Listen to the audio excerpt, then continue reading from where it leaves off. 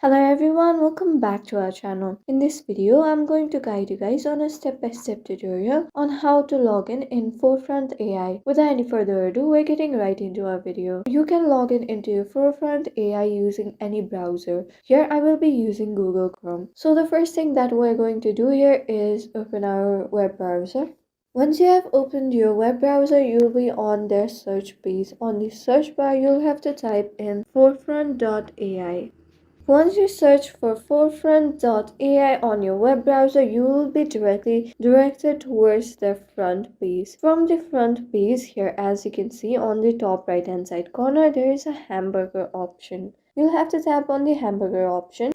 Now here you can see three options that are pricing, login and sign up. If you haven't created your Forefront AI account, then you'll have to tap on sign up. But if you already have an account, tap on login. After that, here you'll be on the next page where it is said continue with Google or continue with email address or even your phone number. You can choose your preferred one. Here I will be choosing the email address option.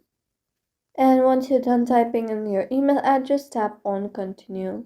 After that, you'll be on the next page where you will be asked to enter the verification code that has been sent to you. You'll have to go to your email and type the code here.